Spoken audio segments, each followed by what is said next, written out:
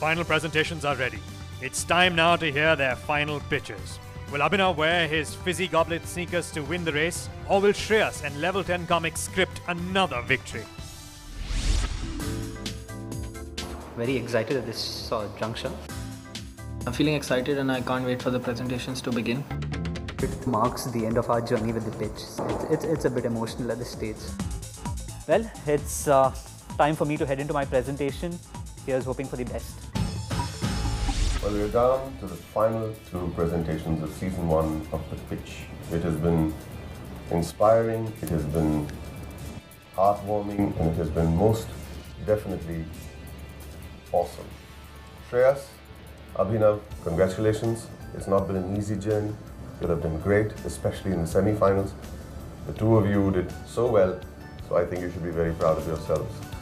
So I believe, Abhinav, you have won the toss. Yes. So you will serve and you will receive.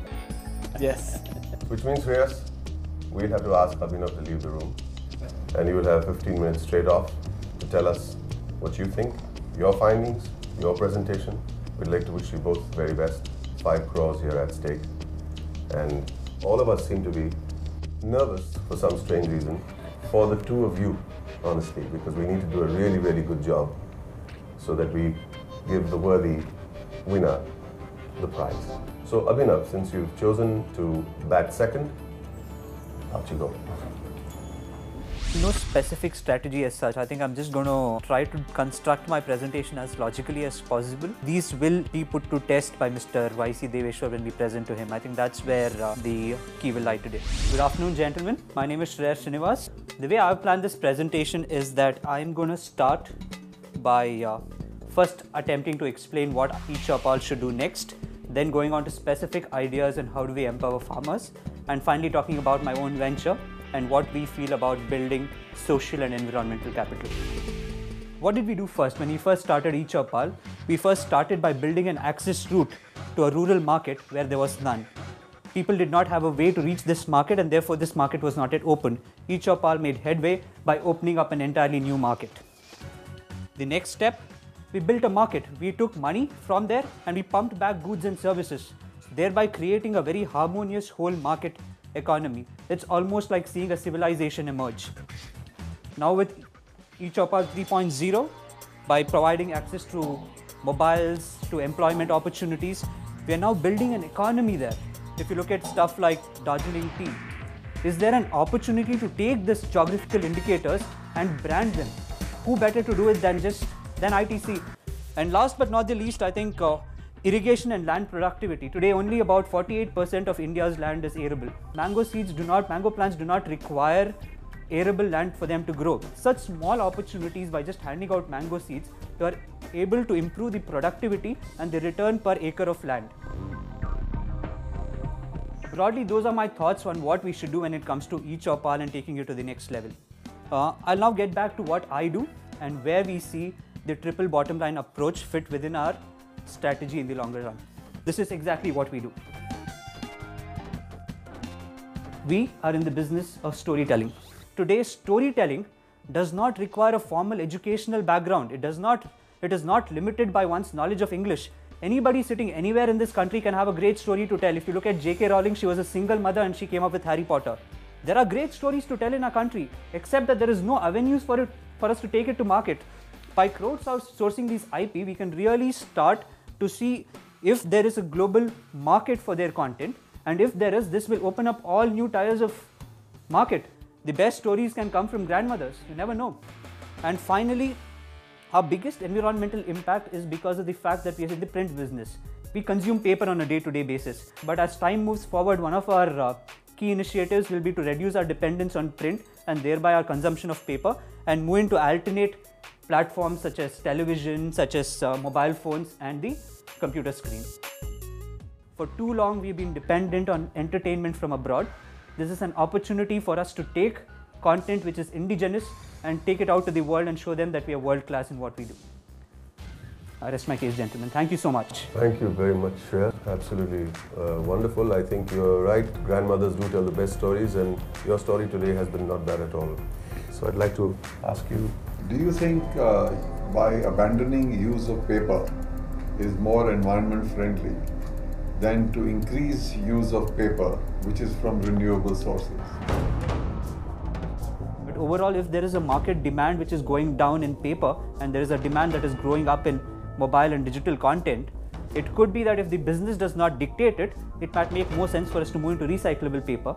But that is a call that we will have to take 2-3 years down the line. How many people, how many kids will you have who will have iPads and who will have telephones from where they can watch this? So if you want to really serve society, your message through your comics has to reach sections of society which will use comics to get educated or to learn. So I do not put paper. Lack of use of paper is not environment friendly, but use of paper through renewable sources is much more environment friendly than use of electronics. That was something I did not know, so I'll take that back. Thought I'd bring this to your attention. Point noted.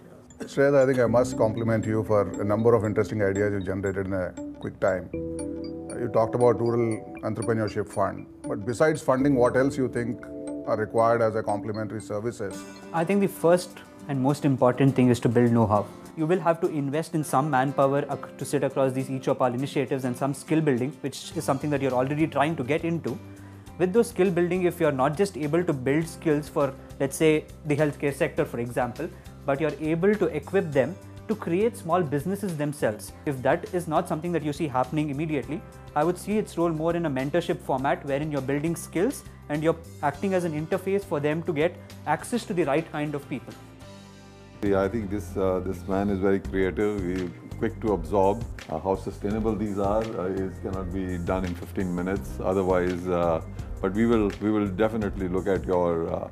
Give us a printout of what you've got, and then we will challenge our people. Wow, that's quite a compliment, actually. Thank you so much. It's been a privilege and an honor. My presentation went as expected.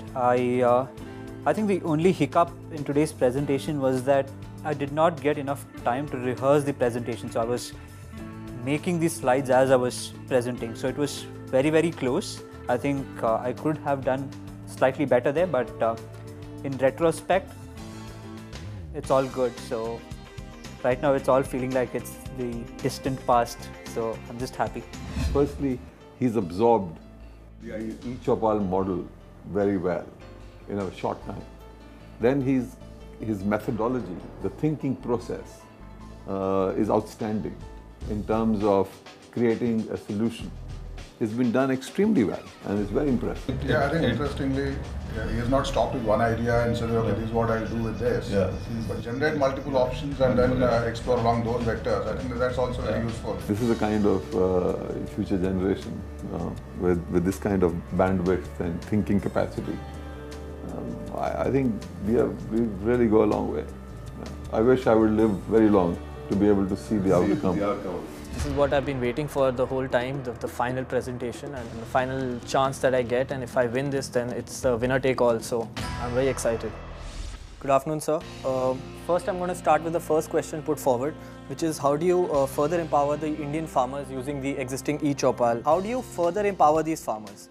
Firstly, I will say educating individual farmers in other fields. I know the focus till now through all the various versions has been on farming and how to improve that. However, I feel that other things can also be taught to them. For example, HR management in basic terms for a farmer. How, if you have laborers below you, under you working, how do you keep them motivated? How do you get them going?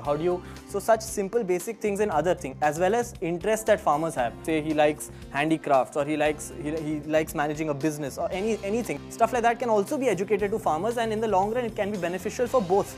Another thing is traceability. So ITC can first design a set of standards for the various crops or products. Then they can help the farmers achieve these in terms of benchmarks on standards, and then they can trace them through the supply chain till they reach the eventual retail front. This will ensure that ITC can also get a higher margin in terms of the quality will be assured and checked by ITC as well as the farmers, because then not only will their quality improve, as well as it will provide more transparency in terms of the entire supply chain. Shift the focus to health and education. Once the entire infrastructure is already in place and farmers are already getting a hang of it and using it to improve, I would say shift the focus of those to health and education, not only for farmers, but for the entire families, entire social groups, entire villages. Another thing is women employment. Now there is employment for women. Next is create a channel to sell handicraft like pottery, or you can move it to other handicrafts as well, and use the existing infrastructure to not only train but market, sell, distribute, everything. Lastly, I want to answer the question which comes to my business model and how that's going to help the environment and social capital. Firstly, that these are hand-painted shoes. Hand-painted, I have been asked many times that how will you support for masses? Suppose you get a mass order, how will you do that? The simple answer for that is hire more painters. So in future, if we get funded, we'll open a school where we'll train artists and people who are interested in art, as well as kids and children and women, to try and paint and then improve. Another thing is there's this company called Tom's Shoes. What they did is for every shoe that you order, they gave one shoe to the poor. This is what we have always been thinking of from the day one, that we need to implement something like this. So this will create a big social benefit. We just had an exhibition wherein we actually delivered the shoes in bags, paper bags. We did not create packaging. So this will be an innovative way in itself to benefit the environment. We also plan to implement low toxic materials when we design our own shoes. That's my presentation. Did you think of using the eChaupal to promote your own shoe business?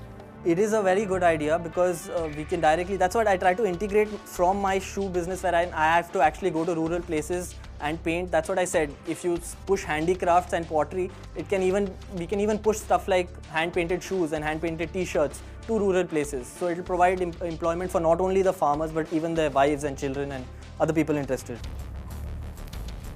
You said something about using a reusable bag for carrying these. And what material will it be made of? We have cotton bags. A normal bag which you pull a string that tightens. So we put our shoes in that and we delivered those, and then the bag can be used for anything. Do you visualize a product at a lower end for rural markets? Actually, the plan was that if we can't get the hand-painted shoes for the rural market, we can provide them with shoes and let them paint their own shoes, because that is a lot more feasible for us. Your high-end customers like this, that all kinds of people are using painted shoes,